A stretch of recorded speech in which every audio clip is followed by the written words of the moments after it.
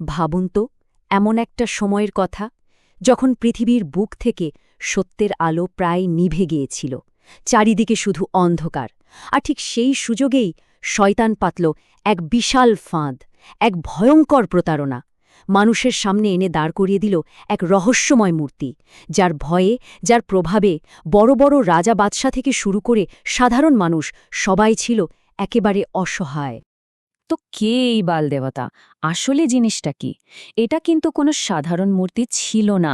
এটা ছিল শয়তানের পাতা সবচেয়ে বড় ফাঁদগুলোর একটা, যার মাধ্যমে একটা গোটা জাতিকে পথভ্রষ্ট করে দেওয়া হয়েছিল।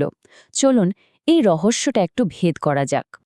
তো এই গল্পের শুরুটা কিন্তু হাজার হাজার বছর আগেকার প্রাচীন শাম অঞ্চল, মানে আজকের দিনের লেবানন, সিরিয়া, ফিলিস্তিন এ এলাকাগুলোতে। সেখানে ছিল এক অবিশ্বাস্য উর্বর আর সমৃদ্ধ নগরী। আল্লাহ তাদের সব কিছু দিয়েছিলেন, প্রচুর ফসল, শান্তিপূর্ণ জীবন, কোনো কিছুরই অভাব ছিল না। কিন্তু মানুষ যখন নেয়ামতের সাগরে ডুবে থেকে সৃষ্টিকর্তাকে ভুলে যায়, কৃতজ্ঞতা ভুলে যায়, তখনই কিন্তু মনে দুর্বলতা চলে আসে। আর শয়তান ঠিক এই সুযোগটারই অপেক্ষায় ছিল। সে খুব ধীরে ধীরে সবার অলক্ষ্যে তাদের মনে একটা ভুল বিশ্বাস ঢোকাতে শুরু করল। সবার মাথায় ঢুকিয়ে দেওয়া হলো যে এই বিশাল সোনার মূর্তি, এই বালুই হলো সব কিছুর নিয়ন্ত্রক। সেই বৃষ্টি দেয়, সেই ফসল ফলায়, আর সে যদি রেগে যায় তাহলেই নেমে আসে খরা আর দুর্ভিক্ষ। এই মিথ্যাটা এতটাই শক্তিশালী ছিল যে ধীরে ধীরে সবার মনে এটা গেঁথে গেল। শয়তানের প্ল্যান পুরোপুরি সফল। এর প্রভাব এতটাই মারাত্মক ছিল যে শহরের নামটাই পাল্টে গেল। বাক শহর হয়ে গেল বালবাক, মানে বাল দেবতার শহর। আর অবাক করা ব্যাপার হলো, এর ধ্বংসাবশেষ কিন্তু আজও লেবাননে আছে। এটা শুধু একটা পুরনো শহরের গল্প না, এটা এই গল্পেরও সাক্ষী যে কিভাবে একটা মিথ্যা বিশ্বাস একটা পুরো সভ্যতাকে ধ্বংস করে দিতে পারে। যখন একটা জাতি এতটা অন্ধকারে ডুবে যায়, ঠিক তখনই আল্লাহর রহমত আসে। তিনি সেই জাতির কাছে পাঠালেন তার এক মহান নবী, হজরত ইলিয়াস আলাইহিসসালামকে। তিনি একা, কিন্তু তার সামনে ছিল একটা পুরো সিস্টেম, একটা দুর্নীতিগ্রস্ত ব্যবস্থা। হজরত ইলিয়াস আলাইহিসসালাম খুব সহজভাবে কিন্তু অত্যন্ত শক্তিশালী একটা প্রশ্ন করলেন। তিনি সরাসরি তাদের বিশ্বাসের মূলে গিয়ে প্রশ্নটা করলেন। তার এই কথাগুলো অনেকের মনেই একটা ধাক্কা দিল। তারা জীবনে প্রথমবারের মতো ভাবতে শুরু করল, আসলেই কি তারা ঠিক পথে আছে? কিন্তু যারা ক্ষমতার শীর্ষে বসেছিল তাদের তো মাথায় হাত, কারণ তাদের প্রভাব, প্রতিপত্তি, আয় রোজগার সবকিছুই তো এই বালপূজার সিস্টেমের ওপর দাঁড়িয়েছিল। হজরত ইলিয়াসের এক আল্লাহর দিকে আহ্বানটা ছিল তাদের জন্য একটা সরাসরি হুমকি। তাই তারা প্রোপাগান্ডা শুরু করল।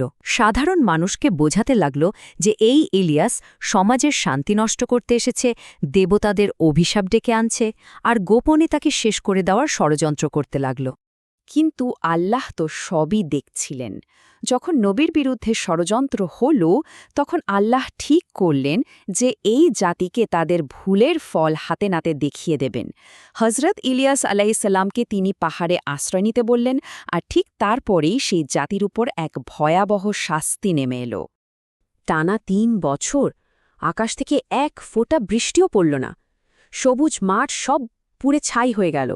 পশু পাখি সব মারা যেতে শুরু করল। পুরো শহরটা ক্ষুধা আর তৃষ্ণা এক মৃত্যুপুরী হয়ে উঠল।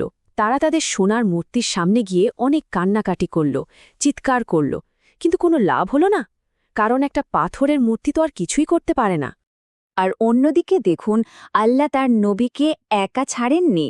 পাহাড়ের ওই নির্জন জায়গাতেও আল্লাহ তার জন্য অলৌকিকভাবে খাবারের ব্যবস্থা করেছেন।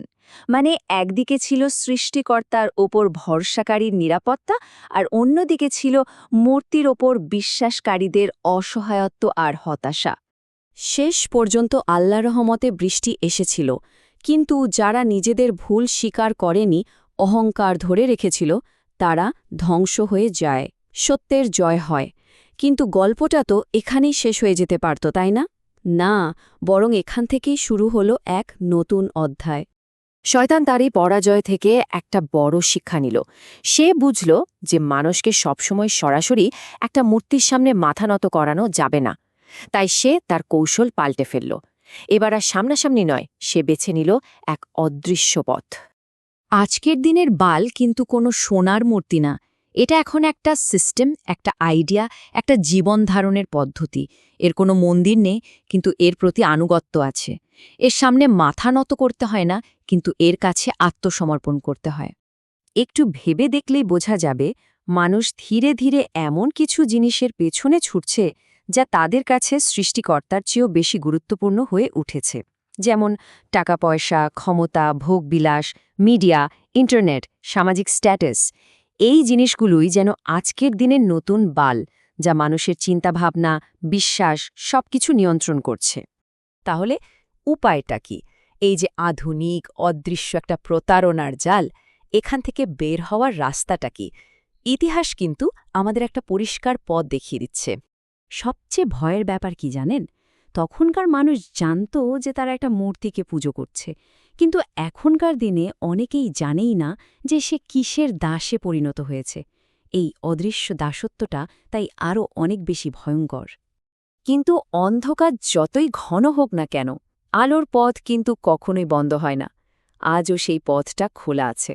আর সেটা হলো আল্লাহর কিতাব, পবিত্র কোরআন এবং তার রাসূলের দেখানো পথ। এখন সিদ্ধান্তটা আমাদের নিতে হবে। আমরা কি এই সত্যকে আঁকড়ে ধরব, নাকি এই আধুনিক মিথ্যার জালেই আটকে থাকব? এই পুরো আলোচনার শেষে একটা প্রশ্ন কিন্তু থেকেই যায়। এই প্রশ্নটা আমাদের সবার নিজেকে করা দরকার। আমরা আসলে কিসের দাস হয়ে গেছি? আমরা কি আমাদের আসল সৃষ্টিকর্তার দিকে ফিরে যাব, নাকি এই দুনিয়ার চাকচিক্য আর প্রতারণাকে সবকিছু মনে করব? এই প্রশ্নের উত্তরের উপরেই কিন্তু আমাদের ভবিষ্যৎ নির্ভর করছে।